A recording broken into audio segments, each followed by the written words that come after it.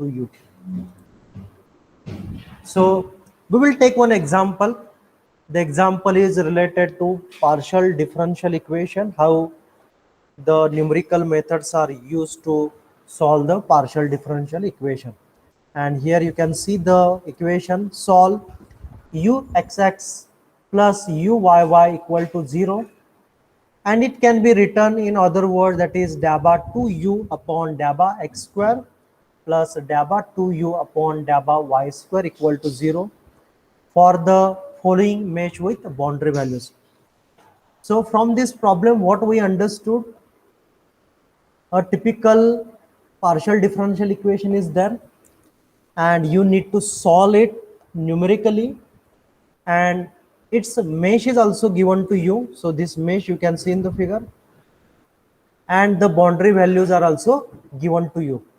So in some of the problems, the boundary values are given, but the mesh is not given.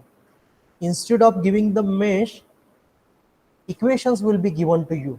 So you need to read the problem carefully, and if mesh and boundary values are given, then you need to check that mesh very carefully, because many problems you may feel that it is very easy, but they are not easy. Many times you feel that mesh is very big and you need to do a lot of calculations, but actually if you look at the mesh very carefully, then you may say that it seems very big problem, but it is actually very small. And sometimes a situation occurs where you say that we cannot use either standard 5-point formula or diagonal 5-point formula, because for both the cases there are some unknowns. So that's why I'm saying you need to look at the mesh very carefully and then start solving the problem. So we will start with this mesh. So when you look at this mesh, so all boundary values are given to you. Here at this end the minimum value is 0, and somewhere here it is maximum value. So this is how the values are distributed. And in this mesh there are 4 unknowns: u1, u2, u3 and u4. So there are 4 unknowns.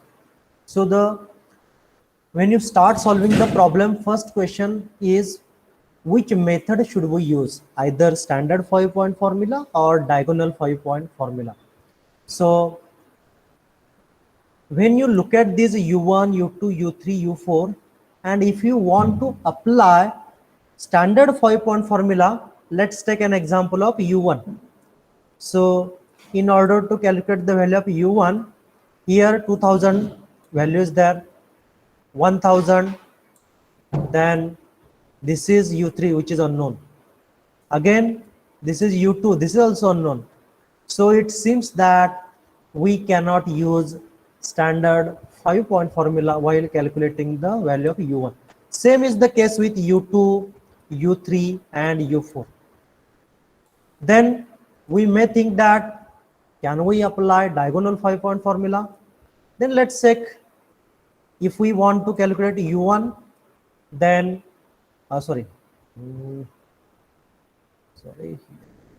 so if you want to calculate the value of u1, yes, 1000 is there, known value, this 1000 known value, this 2000 known value, but u4 is unknown. So for the given problem, there is a challenge that in both cases there is at least one unknown. So directly we cannot solve this problem. So what to do in this case? So the best approach is one of the 4 values, u1, u2, u3, u4, assume one value equal to 0 or any arbitrary value. So you may think that when I look at this u4, the most of the neighbors have value equal to 0. So I can take the value u4 equal to 0 and I can start. Similarly, if you look at u1, instead of assuming u4 equal to 0, you may think that if I look at the value of neighbors of u1, then the values are close to 1000. So I can take the value of u1 equal to 1000 and I can start. So any of the approach you can choose. that depends on you and your understanding related to the mesh. That's why you need to look at the mesh very carefully, and if you couldn't apply any of the formula directly, assume one of the value, either 0 or any arbitrary value, but that whatever value you will be selecting, that should be in line with the your neighbors. Because if you took the value of u4 far away from the these neighbors, then you will reach to the solution, there is no problem. Only the thing is that number of iterations that you need to do will be more. That's the only concept, but ultimately you will reach to the solution. Okay, so for this particular problem, what we will do, we will assume u4 equal to 0, and once you put u4 equal to 0, now you can confidently say that, sir, we can calculate u1, u2, u3, and u4 is ultimately initially we assume 0, so new value for u1, u4 can be easily calculated. So let's start with u1. So we will calculate the value of u1. So we will use diagonal 5-point formula because all the diagonal elements are known to us. So 1000 plus u4 is 0, then 1000 plus this 2000. So what we did, in order to calculate u1, we can apply diagonal 5-point formula, and we just need to take the average of 4 diagonal points. So 1000 plus 0 plus 1000 plus 2000, and the answer is 1000. So you got first or initial value for u1. Similarly, let's start with u2. So for calculating u2, now you have value of u1 as well as u4. So you can use standard 5-point formula. So u2 is equal to 1000, or you can take 1000 plus 1000 plus 500 plus 0. So when you put all these values in the equation, you will get u2 equal to 625. Then go to u3. So again, in case of u3, we can apply standard 5-point formula. So 2000 plus 0 plus 1000 plus 500. So this is how you can use the neighbors value in order to calculate the values of u3, and which is equal to 875. Then again we will go back to u4. Initially we assume u4 equal to 0, so that somehow we can start the calculations. Now you need to calculate the value of u4 because now all the neighbors are known to you. So u4 equal to, you can take the diagonal 5-point formula. So u3 plus 0 plus 625, that is u2, and plus 0. So this is how you can apply standard 5-point formula to calculate the value of u4, which is equal to 375. So this is how we decided a proper strategy to solve this problem, and we calculated the initial values of u, that is u1, u2, u3, and u4. Now in next step, these are the initial values. In next step, what you need to do, either you can use Jacobi method to improve the accuracy of u1, u2, u3, u4, or you can go for the Gauss-Seidel method. So what I will be doing in this particular example, we will be using the Jacobi formula. So whatever values you estimated in first step, that is by assuming u4 equal to 0, so you got all the values. Now what we are doing, we are developing general formulae for calculating u1, u2, u3, u4. You can directly put the values and directly do the calculation, but you can also prepare a general equation. So preferably, or most of the times, we prepare a general equation so that during iterations there will be a less confusion. So for example, in previous step we have values of u1, u2, u3, u4, that is all initial values we have. Now we want to develop the general formula for u1 and raised to n plus 1. So u1 now in this case will be 2000 plus u2 raised to n. Here why u2 raised to n? Because this n is belongs to previous iteration. N plus 1 means latest iteration. Plus 1000, you can see here, plus u3 raised to n. So here we are using u2 and u3 values which were estimated in previous steps. Similarly, in order to calculate u2, we take u1 raised to n plus 1. So u1 raised to n plus 1. Here we already have latest value of u1, but we are not taking that. Why? Because we are applying Jacobi's formula. So that's why we are using previous value of u1 plus 500 plus 1000 plus u4 raised to n.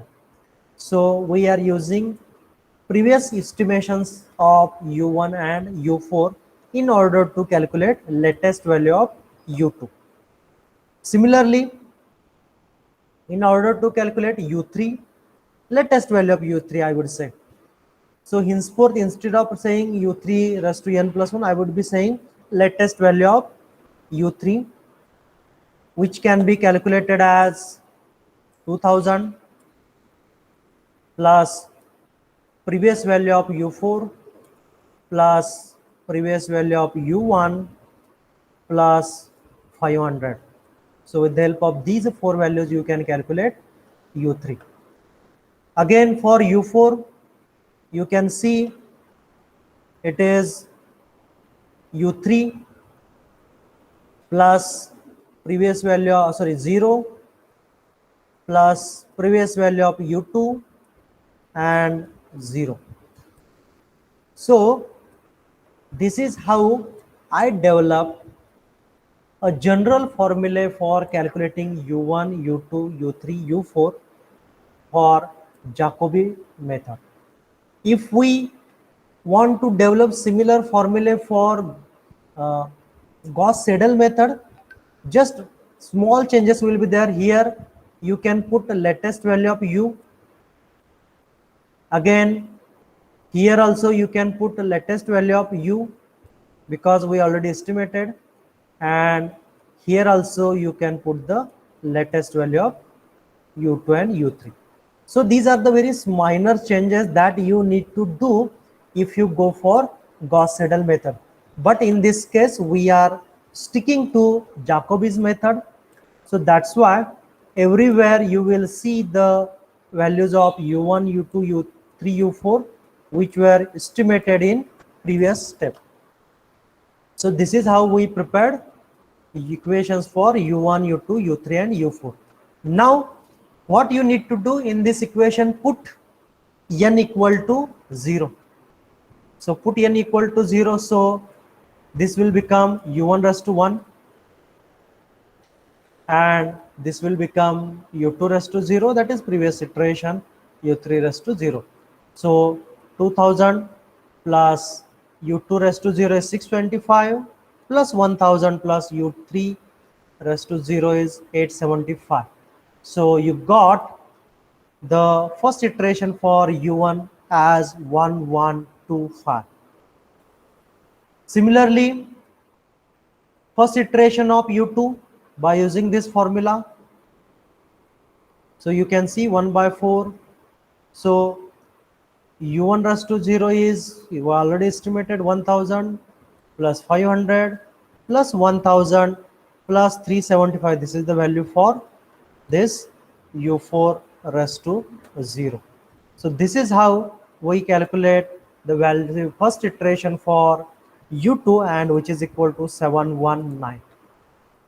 Similarly, you can calculate u3 by using this formula.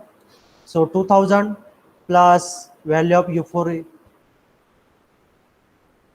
sorry, here it should not, yeah, here it is 375, then here 1000 plus 500, so the answer will be 969. Again, you can also calculate u4 by using this formula. The first iteration for u4 is equal to 1 by 4, 875 plus 0 plus 625 plus 0, which is equal to 375. So two important things are there. For all the formulas, we use previously estimated values to calculate first iteration, and for all the equations we use standard 5-point formula. So these are the two important things. Now we have the values for first iteration: 1125, 719, 969 and 375. Now we will use these four values, that is values obtained in first iteration, for calculating the next values of next iteration. So put n equal to 1 in the equation, so you will calculate the second iterations for u1, u2, u3, u4, and just put the values which were estimated in previous iteration, that is in first iteration. So u1 is 1172, u3, so it is not u3, it is u2 is 750, u3 is 1000, u4 is 422. Similarly, you can continue this process, and here you can see third iteration, fourth iteration, fifth iteration, sixth iteration, seventh iteration and eighth iteration. So successively we calculated the number of iterations, but every time what you need to do, you need to check the two successive values of the iteration. And here you can see that in 7th and 8th iteration, the values of u1, u2, u3, u4 are not exactly same, but they are very close to each other. So somewhere we need to stop, right, in the examination. So that's why we write one statement that the 7th and 8th iteration values have little deviation. So by considering this little or insignificant deviation, we say that the solution of this partial differential equation is as follows, that is u1 equal to 1208, u2 equal to 792, u3 is 1042 and u4 is 458. So this is how we can use either standard 4-point formula or diagonal 4-point formula, sorry, 5-point formula to solve a given partial differential equation. So this is one example. We will take another example here. Solve the elliptic equation uxx plus uyy equal to 0 for the following square mesh with boundary values. Again, one important thing is that in the examination, most of the problems will be related to square mesh, so don't worry about it. Again, here you can see that there are total 9 unknowns: u1, u2, u3, u4, u5, u6, u7, u8, u9. So if you compare this problem with the previous problem, you may say that, sir, this is much a difficult problem, and problem is simple, we can solve it, but it will take a lot of time as number of unknowns are more. And in this case, the boundary values are also given to you. So again, as I mentioned, you have to watch this mesh very carefully so that you will get certain insights. For example, when I look at all the boundary values, so what I can see, this mesh is symmetrical about plane AB. Can you say that? So above the the line AB, the values are same. So there is a symmetry about line AB or axis AB. So from this mesh, we can say that U1 equal to U7, U2 equal to U8, U3 equal to U9.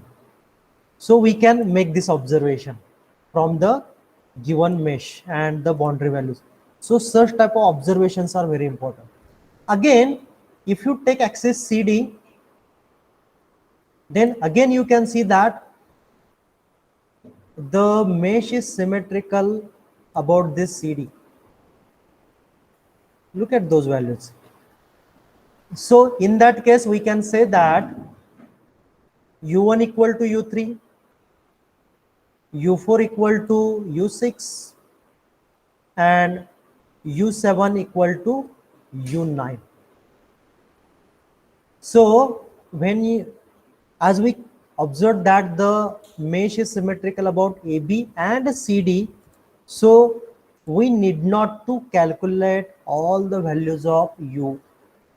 Instead of that, those values are same. We will calculate those values, and remaining values we will easily say that these are the two same values. So U1 equal to U7 equal to, let's say, whatever, let's say 1000, we may say. So this is how we need to simplify this problem, and then we need to solve.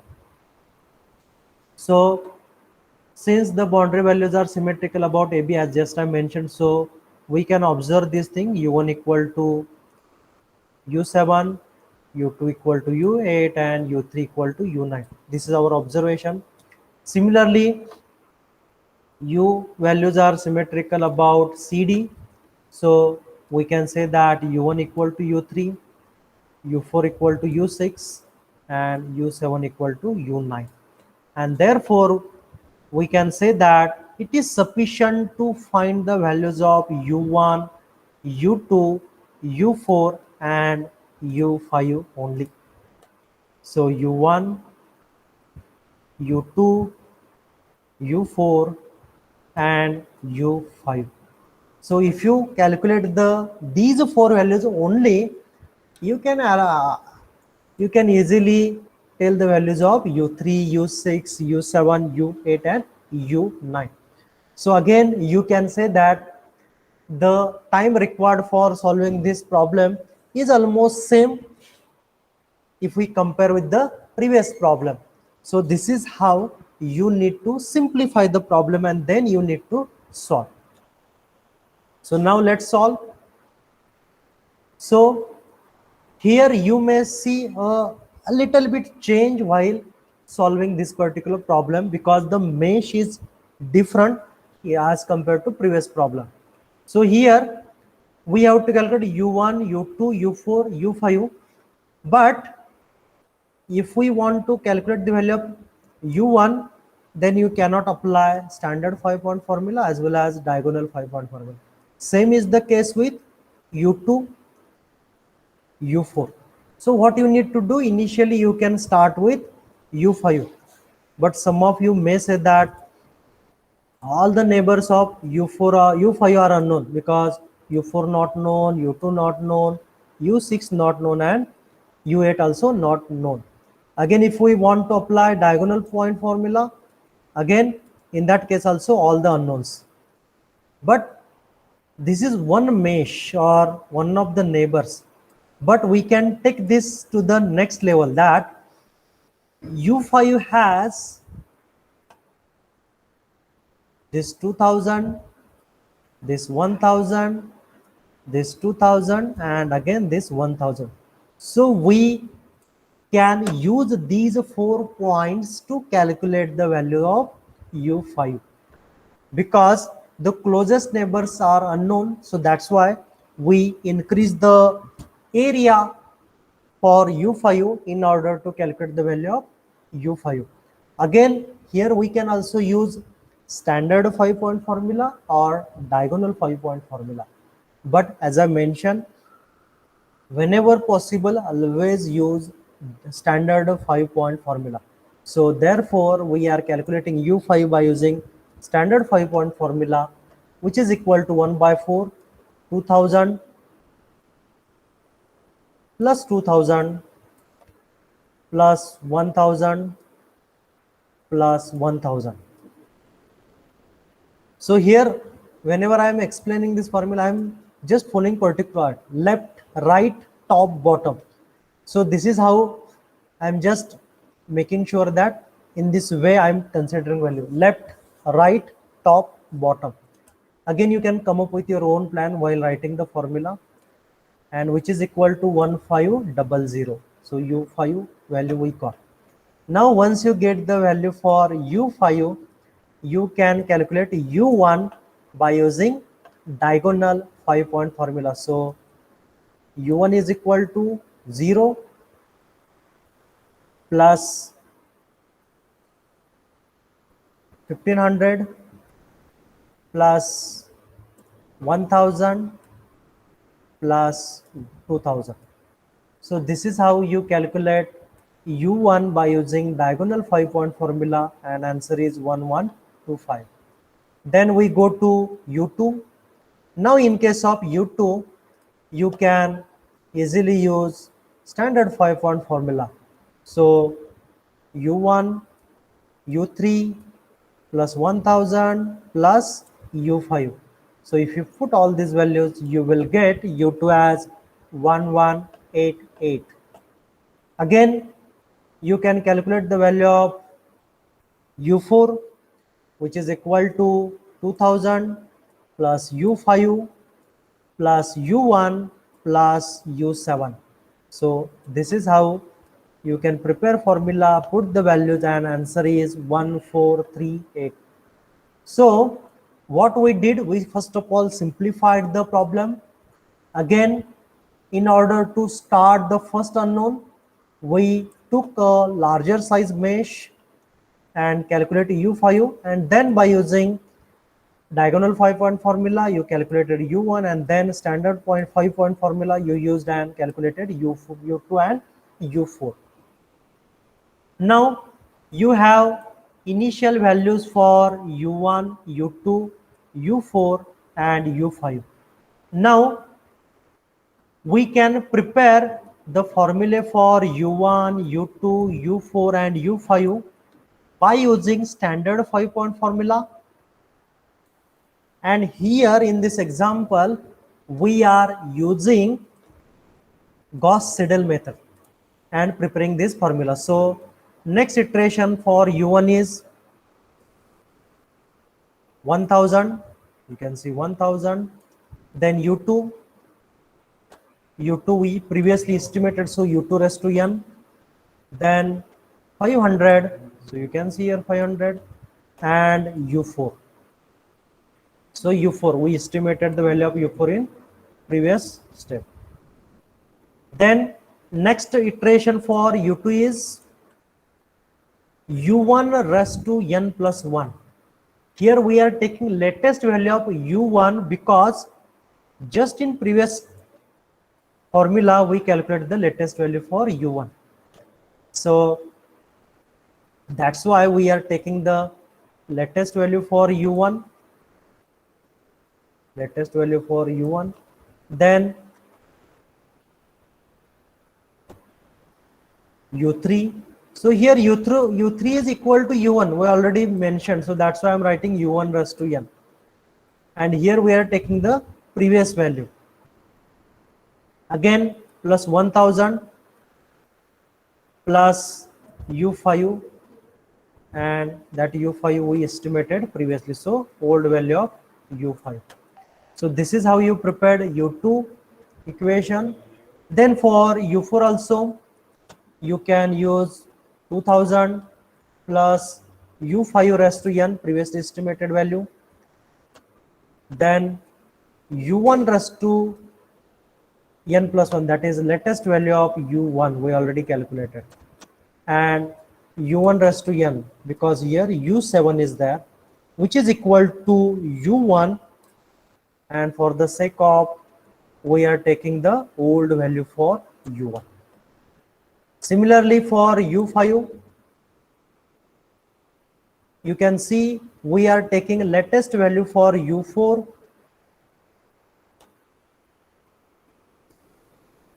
So we just estimated the value of U4. That's why we are taking latest value of U4. Then U6, but U6 is equal to U4, and that's why we are taking previous value of U4. Then U2 raised to n plus 1. So just we estimated U2. So we can take that value. And again U2 raised to n, which is equal to U8. So U8 is equal to U2. So that's why we are taking the previous value. So this is how you can prepare the equations by using Gauss-Seidel method.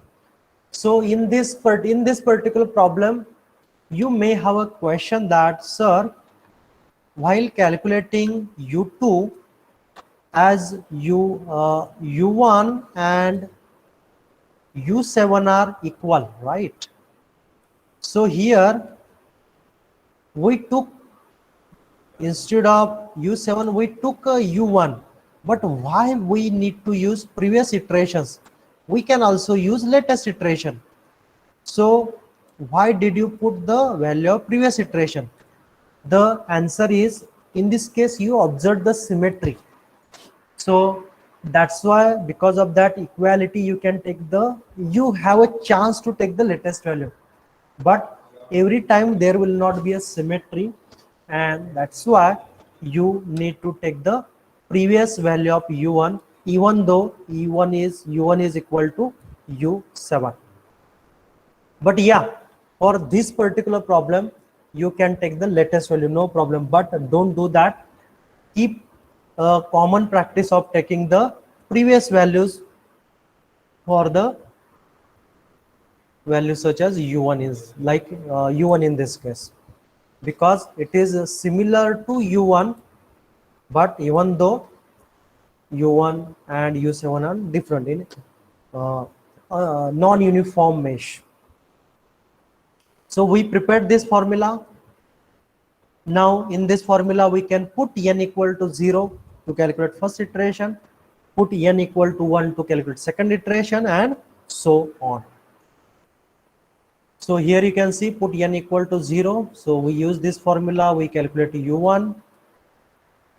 So put all the values, you will get U1 equal to 1032. Then you can calculate U2, which is equal to 1164. You can calculate U4, which is 1414, and U5, which is 1301. So the process is very simple, very interesting. Just you need to check which value you need to put in the equations and simplify the same. Once you do this process and repeat the same process again and again, you can see that the second iteration you will get second iteration value for U1, U2, U4, U5. Again, third iteration, you can just repeat the process by using latest values of U1, U2, U4 and U5. Fourth iteration, fifth iteration, 6, 7, 8, 9. So you will see number of iterations we did, and you can see here the iteration number 11th and 12th have nearly same value. So we can say that the solution of the equation is this, that is U1 equal to 939, U2 equal to 1001, U4 is 1251, and U5 is equal to 1126. So this is how we solve the problems related to partial differential equations. So if you have any question related to these problems, so session is open for discussion.